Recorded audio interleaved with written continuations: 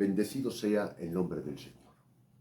En primer lugar, damos gracias a Dios, porque estamos reunidos en el nombre de Jesús y vamos a dedicarle un tiempo a una cosa muy importante y muy necesaria, como es a tener comunión con Dios.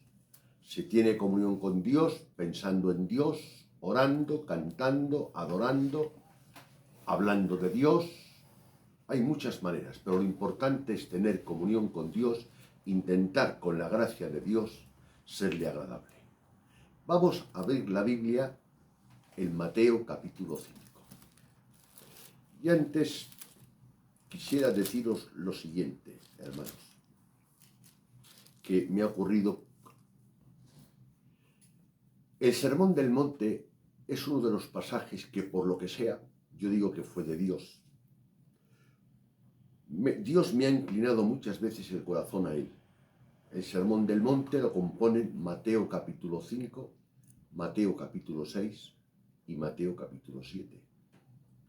De tal manera, pues que yo sí he dedicado horas a la Biblia, pero a estos 3 capítulos especialmente. He dedicado más tiempo, creo, casi seguro, que a ningún capítulo tanto, que a estos 3.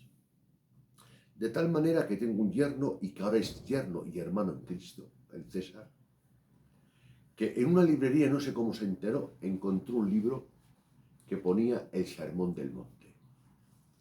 Y él, como me ha escuchado y comentar tanto el Sermón del Monte, dijo, se lo voy a comprar a mi suegro porque es un tema que él lo comenta mucho y lo habla mucho, este tema. Y me lo compró. Y he tenido la bendición de ver que el autor de este libro pues es un hombre que ya está en el cielo, pero un hombre pues muy fuerte, un hombre muy bendecido y muy rico, Martin John, algo fuera de lo normal. Y entonces he leído un poquito de libro y me he maravillado. ¿De qué? Pues me he maravillado de ver la gracia de Dios en este hombre, en primer lugar.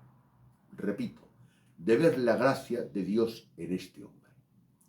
Pero yo el libro lo consulté el otro día y noté algo maravilloso, y lo digo para la gloria de Dios, que hay cosas pues que yo he comentado y que iba en la misma línea. Lo único que él, a ser más rico que yo, y yo hablando hoy con mi yerno le he dicho, y he puesto una comparanza, un ejemplo. Le he dicho, es como que uno compra un coche y está el coche el modelo básico, y otro compra el mismo coche pero el de la alta gama. Claro, y el de la alta gama en aquella época, ahora no, porque ahora van destras todos así. Antes no había ABS, el freno, no había pintura metalizada y no había muchas cosas. Y yo observando a Martin John tocar los temas que yo he tocado, pues he visto yo que yo tenía el coche base y él tenía el coche de alta gama. Pero lo que más me ha maravillado, que un hombre de esa categoría, un hombre de esa gloria que tenía de parte de Dios, pues yo hace que comenté esos temas, los comenté estando en Barcelona hace 44 o 45 años. Y eso pues me llenó de satisfacción, porque las palabras tienen el valor de quien las diga. Y para que lo sepáis, Martin John es uno de los hombres que ha hecho historia en el conocimiento bíblico y en la palabra. Y eso, ayer mismo me emocioné con él, y eso ha sido lo que me ha motivado, porque yo hace tiempo, si recordáis bien, tengo 8 mensajes en YouTube de las bienaventuranzas, que los prediqué en la radio, pero enfocados a evangelizar. Me invitaban a predicar en la radio en Valladolid, y desde la radio lo pasaban a YouTube. Pero claro, lo enfoqué evangelizando. Y ahora vamos a intentar hacerlo, pero no os preocupéis, que de momento me voy a meter solamente con una bienaventuranza. Y creo que a lo mejor otro día me meto con otra y seguimos estos capítulos. Y he puesto en primer lugar, todo el que predica debe esperar que Dios le guíe y que le conduzca. Debemos orar, leer y estudiar y almacenar conocimiento por la gracia de Dios. Pero después de haber hecho eso, debemos esperar que Dios nos guíe. Lo primero que hay que hacer, lo que os he dicho muchas veces, al examinar cualquier enseñanza, es norma sabia proceder de lo general a lo particular. De comenzar con el todo antes de ir a las partes, porque entonces podemos acarrear problemas. Y en primer lugar, en el Sermón del Monte hay una frase que se habla mucho: el reino de los cielos, el reino de Dios, que es igual. Entonces quisiera deciros que el tema central de la Biblia no es como se piensa la gente, que es la salvación del hombre, en que no puedo negar que es un tema, Emilio, de los principales, primordiales y esenciales de la palabra de Dios. El tema principal de la Biblia es la venida del reino. Primero, la salvación es una parte necesaria para poder establecer el reino. Y segundo, la Iglesia es la comunidad del reino, pero nunca es el reino. Repito, la Iglesia es la comunidad del reino, pero nunca es el reino. Por eso cuando predicó Jesús no dijo: arrepentiros porque la Iglesia se ha acercado, sino arrepentiros porque el reino de los cielos se ha acercado. Él era su bendita presencia. El reino produce la Iglesia y la Iglesia testifica del reino. Podríamos hablar mucho más del reino, pero que claro, si me quedo tanto en esa frase, no entramos donde quiero entrar. Repito, la Iglesia es la comunidad del reino, pero nunca es el reino en sí mismo. El reino produce la Iglesia testifica del reino. Y ahora comenzamos Marcos capítulo 1, verso 15. Dice la palabra del Señor, diciendo: el tiempo se ha cumplido y el reino de Dios se ha acercado. Arrepentíos y creed en el Evangelio. El mensaje de Jesús fue el mismo mensaje que anunció Juan el Bautista, el heraldo. Arrepentíos y creed en el Evangelio. Hay dos requisitos imprescindibles, busca Juan. Hay dos requisitos imprescindibles, necesarios, para entrar en el reino. Y es creer y arrepentirte. Creer y arrepentirte son dos cosas esenciales, primordiales. Si no crees y no te arrepientes, no puedes entrar en el reino. No son dos cosas opcionales. Juan 6, te va a mandar. No son dos cosas opcionales, son dos cosas primordiales. El creer, hermanos, y el arrepentirse es como una moneda de dos caras. Unas cara y otras cruz. Las dos pertenecen a la misma moneda. Son dos cosas, repito, recalco y afirmo, imprescindibles para ser salvo. Creer en Jesucristo como el Hijo de Dios y arrepentirte. Y entonces entrarás en el reino. Ahora vamos a ver. En el reino, ahí habla de las bienaventuranzas. Aquí vamos a pararnos un momento. En las bienaventuranzas nos habla de las características del ciudadano del reino. En las bienaventuranzas nos habla las características que tiene que tener un miembro del ciudadano del reino. No nos habla de lo que tiene que hacer para ser del reino. Ahora os lo explico después. Y vamos a leerlo. Juan capítulo 6, versículo 28 y 29. Entonces les dijeron: ¿qué debemos hacer para poner en práctica las obras de Dios? Respondiendo Jesús y les dijo: esta es la obra de Dios, que creáis en el que Él ha enviado. Le preguntaron los hombres en plural: ¿qué tenemos que hacer para poner en práctica la obra de Dios? O las obras de Dios. ¿Qué tenemos que hacer? Y él contestó en singular: la obra de Dios es una, que creáis en el que Él ha enviado.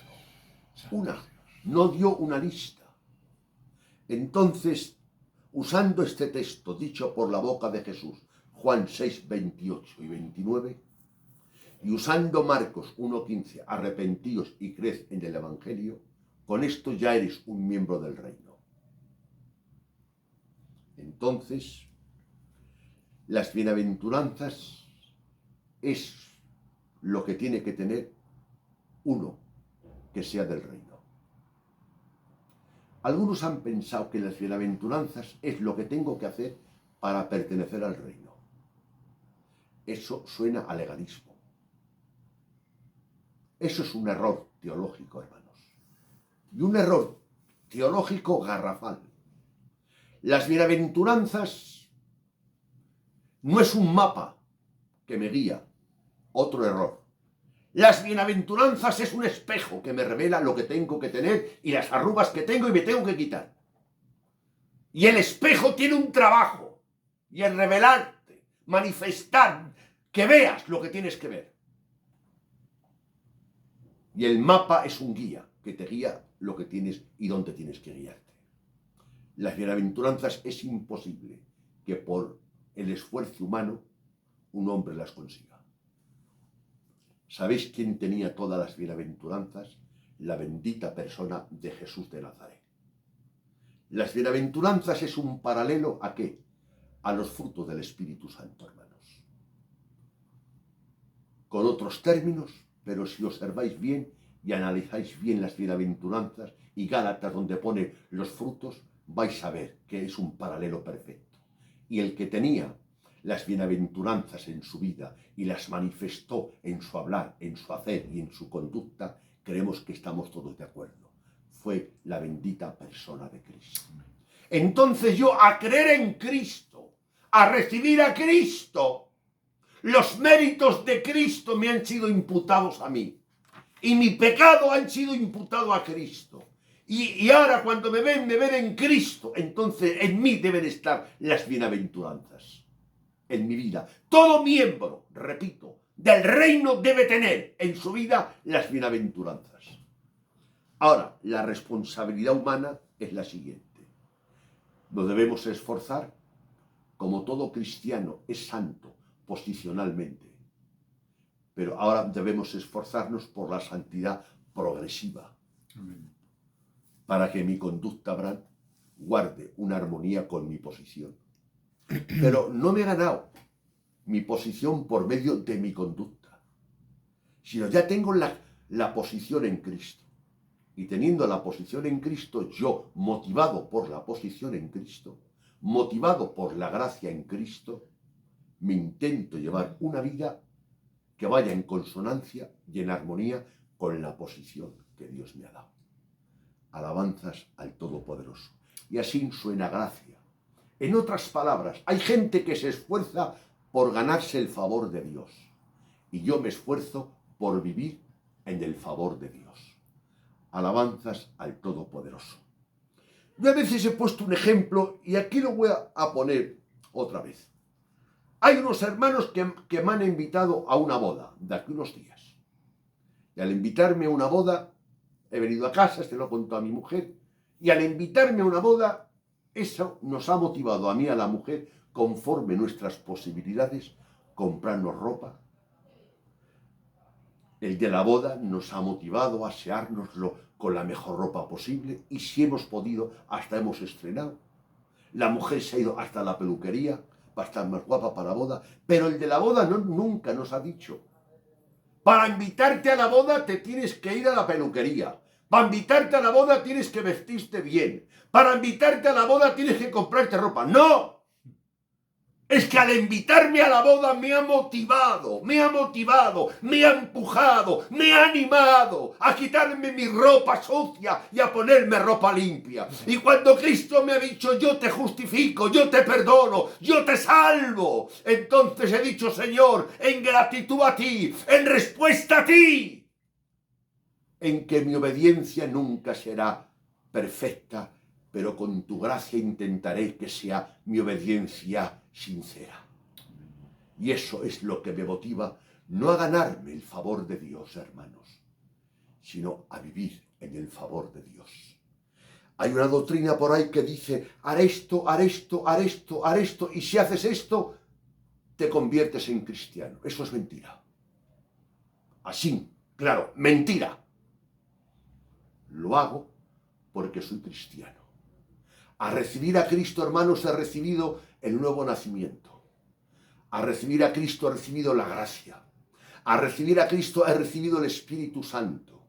Y el Espíritu Santo y en Cristo me motiva, me da fuerza, me da vigor, me da fe para poder cambiar mi conducta. Y voy a poner un pasaje bíblico y ya saltamos, porque si no, no entramos, porque todavía no he entrado, estamos en la introducción. En Juan, capítulo, no hace falta que lo leas, 9, Jesús sana a un ciego. Y sabéis que un ciego normalmente tiene una manera torpe y lenta de andar y de caminar. Y cuando Dios le dio la vista y vio, al otro día algunos, al verle caminar, observaron y dijeron, oye, me parece que este es el ciego. No, sí, no, sí. Y a él se le parece entonces, si no es igual. ¿Por qué se enteraron? ¿Qué vi ahora? Por la manera de caminar. Ayer caminaba pues como lo que era el pobrecillo, un ciego. Y hoy, como ha recibido la vista, pues camina de otra manera. Pero el motivo de cambiar, de caminar, ¿qué fue? El recibir la vista. ¿Os dais cuenta? Primero ha recibido la vista y luego ha caminado. Y algunos dicen, no, yo camino para recibir la vista. Eso es legalismo, ley. Eso no es evangelio. No, hermano. Yo caminaba muy mal, pero Dios me ha dado ojos para ver. Y viendo la grandeza de Dios, y por la gracia de Dios, la gracia de Dios es lo que motiva a cambiar. El detonante de la transformación y de la conducta es la gracia de Dios. Y no la conducta mueve a la gracia, sino la gracia a la conducta. Amén. Bendecido sea el nombre de Dios. El reino de Dios puede ser, como es, eterno. El reino de Dios es el gobierno de Dios, hermanos. El reino de Dios es presencial en la persona de Cristo y en nuestra persona. Y el reino de Dios se puede hablar en el reino escatológico, ¿de acuerdo? Pues ya hemos concretado una palabra, la del reino. Hay mucho que hablar del reino, pero lo siento, si no, no entramos. Ahora hay otra palabra. Mateo 5:3, leo yo, bienaventurado. Verso 3, bienaventurado. Vamos a ver qué es la palabra bienaventurado. Escuchadme bien. La palabra bienaventurado es felices. La felicidad es algo, Abraham, que todos intentan alcanzar. Repito, Emilio, la felicidad es algo que todos intentan o intentamos alcanzar. Sin embargo, en Salmos 4:6 dice, ¿quién nos mostrará el bien? Dios. Pero la mayor parte tiene un falso concepto de la felicidad. Y al errar en el concepto, equivocan el camino y pierden lo que buscan. Lo repito otra vez, hermanos. La felicidad es algo que todos intentan alcanzar. Pero la mayor parte tienen un falso concepto de la felicidad. Y al errar en el concepto, equivocan el camino y pierden lo que buscan. Porque la felicidad no hay que buscarla, viene a consecuencia de algo. ¿Cómo es? Pues un testimonio. Yo cuando hago una cosa bien hecha, de las pocas que hago, me queda una satisfacción. Pero la satisfacción viene después que he hecho una cosa bien. Como lo contrario, cuando hago una cosa que no es correcta, me viene una intranquilidad. La intranquilidad es una consecuencia de algo. Y la satisfacción es una consecuencia de algo. Y el estar a bien con Dios. Hermanos, el estar a bien con Dios es un gozo. Por eso la Biblia dice que el gozo es nuestra fuerza. El gozo es un fruto del Espíritu Santo. El gozo es la alegría. Bendecido sea el nombre del Señor. Amén. Ahora, hay un detalle que quisiera recalcaros mucho. El orden de las bienaventuranzas no fue al azar.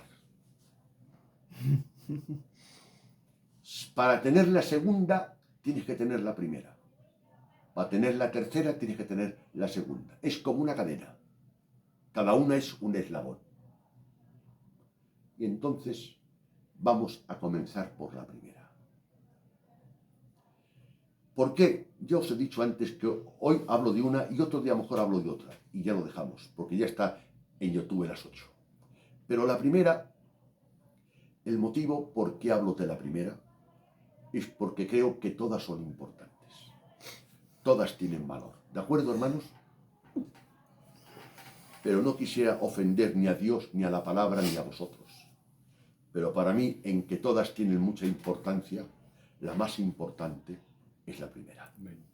Por eso Dios, que es tan ordenado, es tan inteligente, comenzó por donde debía comenzar, por la primera. Y dice, bienaventurados los pobres en espíritu, porque de ellos es el reino de los cielos. Estos son los que han sido, busca Lucas 18, estos son los que han sido convencidos espiritualmente y han llegado a ser conscientes de su limitación, de su incompetencia y de su miseria. Y han quebrantado su ego y su yo y han comenzado a clamar. El pobre en espíritu es el que reconoce su miseria, el que reconoce su culpa, el que reconoce sus limitaciones, el que reconoce sus miserias, su culpa, su condenación. En otras palabras más claras, y escuchadme bien, yo he dicho a Dios, y os voy a decir lo que le he dicho a Dios, motivos tienes y te sobran de mandarme al infierno, porque soy un pecador. Y si me mandas al infierno no te puedo ni contradecir. Pero yo me arrepiento y creo en Jesucristo, el que ha muerto por mis pecados. Y creo que por la fe y por la gracia me voy a librar del infierno y me voy a ir al cielo. Pero reconociendo y confesando que lo que realmente merezco es el infierno y no es el cielo. Y te digo como te dijo el ladrón de la cruz, acuérdate de mí cuando vengas en tu reino. Eso, hasta que un hombre no esté convencido, plenamente convencido, que está perdido, no se puede salvar. Amén. Estamos de acuerdo. Y a veces nosotros para evangelizar hemos comenzado diciendo Dios te ama, Dios te ayuda, Dios te protege, Dios te bendiga, Dios para acá, Dios para... No, no es preciso, no es orden. Hay que decirle que está perdido como yo. Hay que decirle que éramos hijos de ira por naturaleza. Hay que decir lo que dice en Romanos, no hay justo ni aun uno, no hay quien busque a Dios, todos somos pecadores, todos estamos bajo pecado, todos estamos condenados y todos somos hijos de ira por naturaleza. Y cuando está convencido de eso, ese convencimiento les pones el remedio, que es la bendita persona de Cristo. Amén. Claro que sí. Pero hermanos, si yo le receto a una persona una medicina, un medicamento, a una persona que cree que está sana él, dirá, te lo agradezco, pero no me hace falta porque estoy sano. Lo primero que debo es convencerle que está enfermo y decirle lo que tiene. Y entonces cuando está convencido que está enfermo y lo que tiene, entonces aceptará con mansedumbre el tratamiento y el medicamento que yo le receto. Entonces lo primero que hay que hacer es convencer a todos. Esto parece sencillo, hermanos, pero escuchadme. El otro día un hermano, que no voy a decir su nombre, me llamó y me contó algo. Me han llamado, tío, a orar por una enferma que estaba en fase terminal. Se estaba muriendo. Una mujer virtuosa, una mujer con un buen testimonio en Valladolid, una mujer, repito, virtuosa, buena gitana, honrada, decente, o sea, una buena mujer. Y ahora a una buena mujer con tantas virtudes y con un testimonio tan bueno en Valladolid y en su casa y ante su familia, ante los hombres y en toda la capital, ¿qué la digo? ¿Cómo la digo a esa mujer? En nuestra cultura, eres pecadora. Primero le expliqué que ya sabíamos que era honrada, decente y que era una gran persona, pero que todo eso no le servía de nada si no se arrepentía y reconocía a Cristo como Salvador de su vida. Y si reconoces a Jesucristo como el Hijo de Dios que ha muerto por tus pecados y lo aceptas y lo recibes por fe, eres salva. Volvemos al texto de Marcos 1:15. Jesús predicando dijo, estoy diciendo lo que dijo Jesús, arrepentíos y creed en el Evangelio. No estoy diciendo lo que dice una misión o una denominación, pero decirle, hermanos, a un gitano formal, arreglador, y que es formal y que es arreglador y que todo el mundo le llama por su formalidad, decirle que es pecador y que está perdido y que está condenado si no se arrepiente, es un poco complicado, ¿eh? Y él va al culto, a escuchar el culto y te escucha decir que Dios ama a las buenas personas y que Dios es amor y que Dios le ama y que Dios le ayuda y que Dios le protege. No, hermanos, debe reconocerse pecador, confesar su pecado, aceptar a Cristo y ser salvo. Amén. Por eso Pablo en Romanos comenzó predicando de la ira de Dios para evangelizar. Desde el cielo se revela la ira de Dios. Amén. Antes de predicar el amor de Dios, predicó la ira de Dios. Y nosotros hemos predicado el amor antes que la ira. Yo, a recibir a Cristo, ¿sabéis de qué me he librado? De Dios. Amén. Porque según Dios estaba condenado. Y Dios me dice, Emilio, que era hijo de ira. Si soy hijo de ira, ¿qué significa? Que era contrario de él, que era enemigo de él. Por eso Cristo ha hecho reconciliarme. Yo no puedo reconciliar a dos amigos, puedo reconciliar a dos enemigos. Yo era enemigo de Dios por mi pecado. Entonces lo que ha hecho Cristo es reconciliarme. Y para reconciliarme le ha costado muy caro. La muerte. Para sanarme no. Para salvarme sí. Que a veces vas al culto para que te sane. Pues para que te sane no tenía Dios necesidad de morir en la cruz. Porque tiene poder para sanarte. 1 y 1000 veces. Pero para salvarte tenía que morir en la cruz. Y como Dios quería darte un beneficio eterno y no temporal, Él ha muerto por ti y por mí para que tú y yo seamos salvos en el nombre de Jesucristo. Y está claro que el que está en Cristo es salvo. Pero el que no está en Cristo, en que sea buena persona, os pido disculpas, en que sea formal, os pido perdón, en sea lo que sea, el que no está en Cristo no es salvo. Para ser salvo tengo que estar en Cristo. Y para estar en Cristo debo creer en Cristo, aceptar a Cristo, recibir a Cristo, rendirme ante los ojos de Cristo, decir al pecado no y a Cristo sí. Amén. Gloria a la palabra. Hermanos, gracias a Dios que predicamos un evangelio sano. Amén.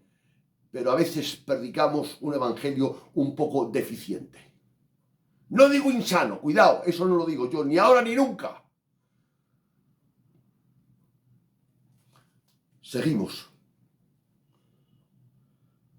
Los pobres de espíritu son los que han reconocido su miseria. Vamos a leer un texto primero. Lucas 18:13. Mas el publicano, estando lejos, no quería ni aun alzar los ojos al cielo, sino que se golpeaba el pecho diciendo, Dios, sé propicio a mí, pecador. Coge Isaías 66. El publicano y el fariseo. ¿Quién crees, Emilio, que tenía una conducta mejor? El fariseo. Una conducta, un fariseo normalmente auténtico, tiene una conducta invidiable. Y un publicano, una conducta la peor del mundo. Pero uno oraba consigo mismo. ¿Qué es orar consigo mismo? Estaba hablando consigo mismo, no con Dios. Te doy gracias porque no soy como este, que es un borracho, en nuestro lenguaje de hoy, que es un drogadicto, que es un golfo, que es para acá, que es para allá. Yo no. Yo soy formal. Y lo que decía era verdad, ¿eh? No era mentira, ¿eh? Pero no se reconocía pecador. Y el publicano, los dos dijeron la verdad, ¿eh? Y el publicano, como tenía una vida tan mala, no se atrevían ni a mirar al cielo. Señor, sé propicio a mí, pecador. Reconoció su pecado. Y el Señor, no yo, hermanos, no yo, porque lo que diga yo no tiene importancia. La importancia tiene cuando lo dice Dios. Amén. ¿Y qué dice Dios? Leamos el texto otra vez, hermanos, si está a mano. 18:13. Es que es un texto que se lee, como siempre, muy a la ligera, pero que no lo hemos pensado. 18:13. Mas el publicano, estando lejos, no quería ni aun alzar los ojos al cielo, sino que se golpeaba el pecho diciendo: Dios mío, sé propicio a mí, pecador. Lo que le salvó al publicano no es que fuese mejor que el otro, o es que era mejor que el otro. Lo que le condenó al otro, ¿sabes qué era? Que al ser mejor tenía un concepto alto de sí mismo y no era un pobre de espíritu. Ya no ser un pobre de espíritu no puede entrar en el reino de Dios. Porque os digo una cosa, hermanos. Según no puede entrar en el reino de Dios, Abraham, uno que no nazca de nuevo, tampoco puede entrar en el reino de Dios uno que no sea pobre de espíritu. Porque es la primera manifestación que aflora del nuevo nacimiento. Que te ves pecador y te ves como lo eres. No es que sea yo humilde, no. Es que yo me veo como soy. Malo. Claro, unos son más malos que otros. Pero según Dios, según el criterio de Dios, según el concepto de Dios, que es el que vale Abraham, dice, no hay ni uno justo, ni uno. Dice, no hay ninguno que haga el bien. Ni uno, y ni uno, y ni uno. Lo repite. Parece un disco rayado. Y no leo ni cito por no marearos. Ahora leemos Isaías 62:2. 62:2. Entonces verán las gentes tu justicia y todos los reyes tu gloria, y te será puesto un nombre nuevo que la boca de Jehová nombrará. No, 66:2. O 66, tío. No, 2, 66:2, ¿no? 66:2 me ha dicho ahora. Sí, eso te he dicho, 66:2. 66:2. Perdonad. Venga. Mi mano hizo todas estas cosas, y así todas estas cosas fueron, dice Jehová. Pero miraré a aquel que es pobre, humilde de espíritu, y que tiembla a mi palabra. Miraré a quién va a mirar. El grande, el alto. ¿A quién? Al humilde y al pobre de espíritu. Isaías 57:15. Isaías 57:15. Porque así dijo el alto y sublime, el que habita en la eternidad y cuyo nombre es santo. Yo habito en la altura y en la santidad, y con el quebrantado y humilde de espíritu, para hacer vivir en el espíritu de humildes, para vivificar el corazón de los quebrantados. ¿Con quién vive Dios? Con los humildes. No con los soberbios. ¿Os dais cuenta? Y ahora yo cito para no leer tanto. Lucas 5:8, cuando la pesca milagrosa le dijo a Pedro, apártate de mí, que soy hombre pecador. Se vio tan pecador y ya estaba al servicio del Señor, pero no al tiempo completo. Ahí fue al tiempo completo. Pero Dios le ganó. ¿Sabéis dónde le ganó? Donde era fuerte él. Un pescador, ¿dónde es fuerte? Pescando.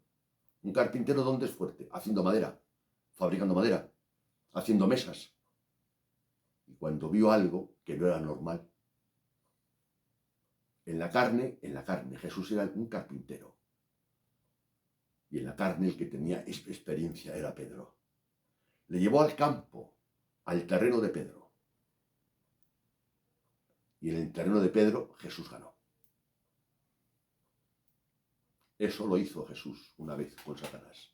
Dejó el cielo y bajó a la tierra. Y Satanás, estando en la tierra, ganó y venció a Satanás en la tierra también, en su terreno. Sin embargo, Adán y Eva, ni en el terreno de Dios, lo vencieron. Que Dios nos ayude, hermanos. En Hechos 9:6 yo cito, y no leo. Pablo, orgulloso, iba a matar a los cristianos.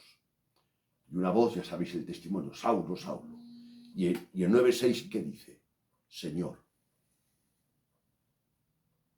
¿qué quieres que yo haga? ¿Sabéis lo que es para Saulo llamar a Jesús Señor? ¿Os dais cuenta? Le llamó Señor. El primer fruto, ¿qué? Obra del Espíritu. En Romanos 7:24, el mismo Pablo dice, miserable de mí, ¿quién me librará de este cuerpo de muerte? Y ya hacía que era un cristiano unos 30 años. Y sigue siéndose pecador. Y a lo último casi de su ministerio en Timoteo, dice, Cristo vino a salvar a los pecadores, de los cuales yo soy el primero. ¿Qué concepto tienes, Pablo? Que no hay persona peor que yo. Pues este gitanico dice que es muy formal y que es muy decente. Hermanos, repito, hemos predicado un evangelio sano, no digo falso, pero impreciso. Y ahora estamos pagando las consecuencias, que muchos que no son salvos se creen salvos. Y es una pena, hermanos. Y para no ofender a nadie me pongo yo. No es una pena lo que me conocéis, hermanos, y os hablo en YouTube, que pese a mis faltas y a mis debilidades y a mis errores y a mis equivocaciones, que he tenido muchas, pero llevo desde los 15 o 16 años en los caminos del Señor. Tengo 68 años. Si Dios me da unos añicos más de vida, que vaya confiando cuando me muera que me voy al cielo. Y cuando me muera que Dios me diga, hermanos, apártate de mí, que nunca te he conocido. Pues si veis, hermanos, que no soy un salvo y creéis que yo me tengo por salvo, tener la amabilidad de acercaros a mí y decírmelo. Hablarme. Y así me puedo arrepentir. Porque a tiempo estoy de arrepentirme. A tiempo estoy de confesar mi pecado. A tiempo estoy de decirle al pecado no, al diablo no y a Cristo sí. Pero cuando me muera ya no estoy a tiempo. Es una injusticia saber que una persona no está segura de su salvación y por no ofenderle, porque sabes que el momento que la atornilles, las amistades se van a enfriar. Y ese amigo que tienes lo puedes perder. Pierde al amigo, pero si ganas su alma, es buena pérdida. Bendecido sea el nombre del Señor. Amén. Amén. Y ahora una palabra de Jesús, muy conocida por todos, pero voy a leerla. Abraham, Juan 3:27.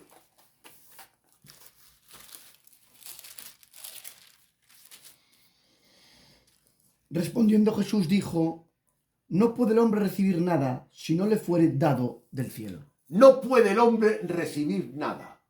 Cuando dice nada, es nada. Queda claro. No puede el hombre recibir nada si no le es dado del cielo. Palabras literales de Jesús. En otras palabras, que eso ya me habéis oído a mí muchas veces que lo he dicho. Todo lo malo que yo tengo es mío. Todo lo malo que yo tengo es mío. Pero si tengo un poquito de bueno, es de Dios. El autor de lo bueno es Dios. Amén. Y el autor de lo malo, o es el diablo o soy yo. Pero Dios no. Dios es santo y maravilloso y bendito sea su nombre. Amén. Pobre de espíritu es la actitud que tenga el hombre de sí mismo. Y voy a citar y voy a leer menos ahora. Lo siento, pero tengo que seguir hablando para no quedar incompleto. Éxodo 3:11, cuando la zarza Dios envía a Moisés. Y Moisés, 40 años antes, mata a un hombre para mostrar a ver si con ese gesto Israel lo aceptaba como líder, porque Dios le iba a dar la libertad a Israel por su mano.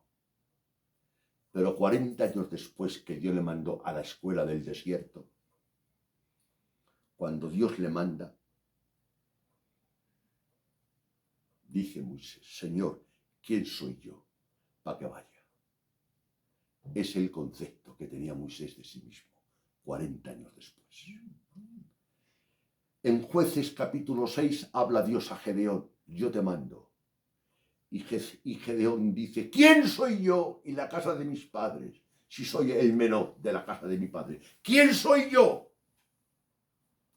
Hermanos, siempre encontramos dos aspectos en la vida. Lucas 2:34.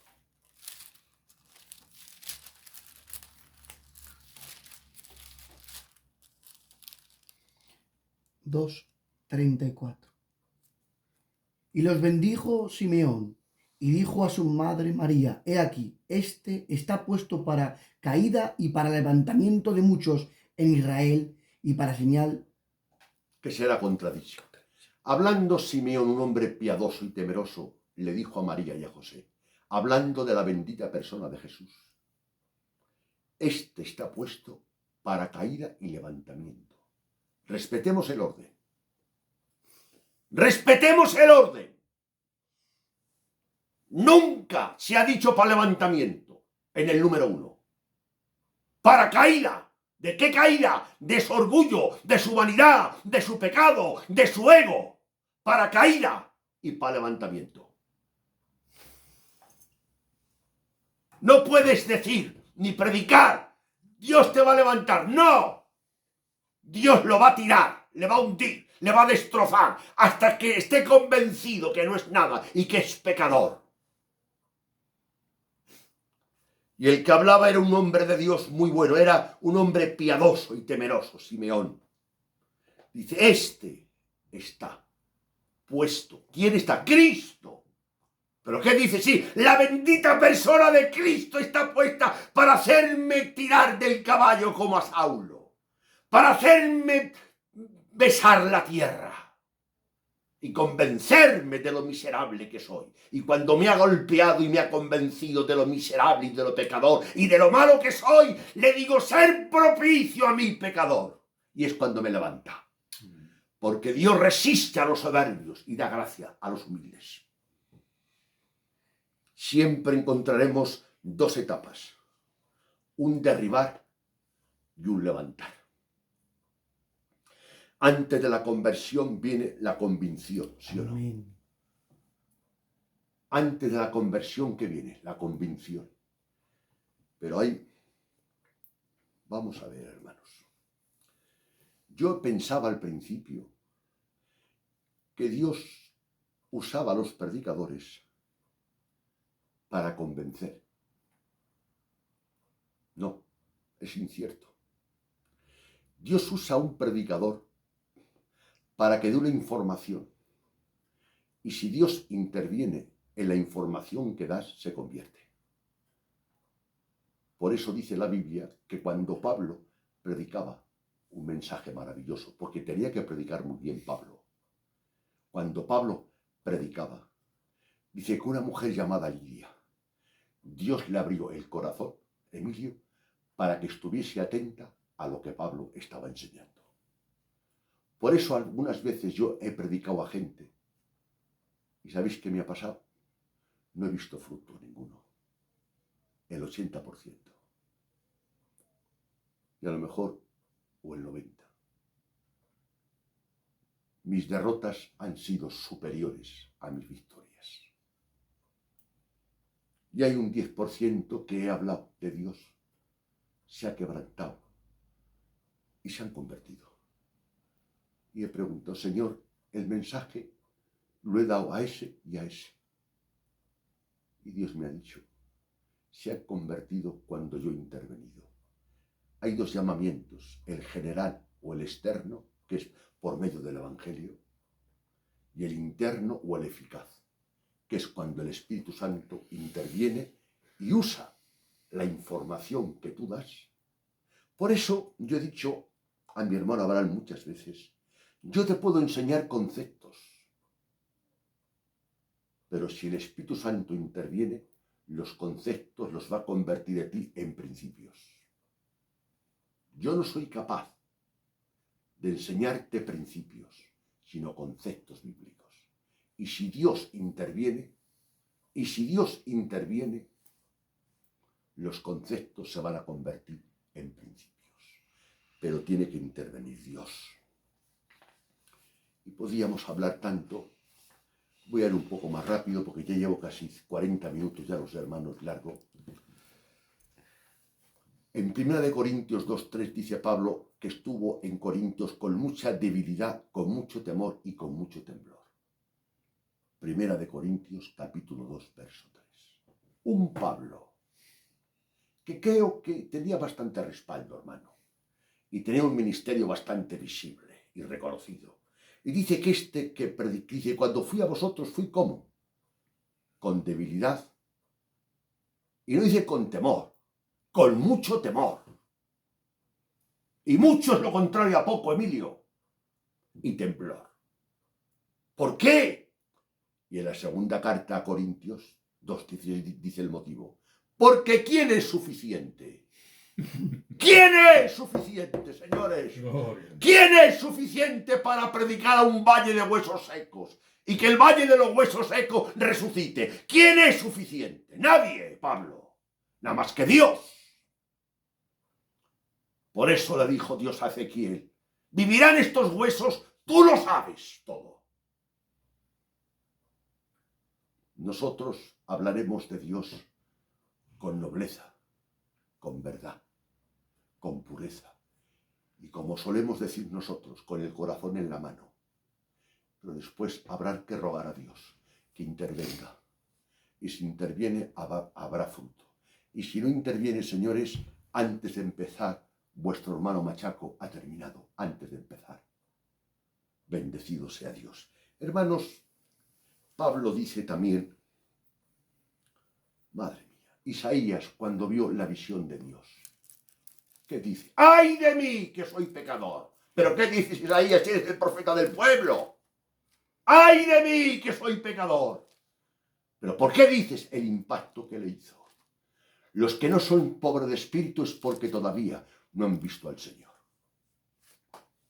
Cuando uno se encuentra con Dios, el primer fruto que aflora es la primera bienaventuranza. Bienaventurados los pobres en espíritu, porque de ellos, y en el texto original dice, porque de ellos, solo de ellos,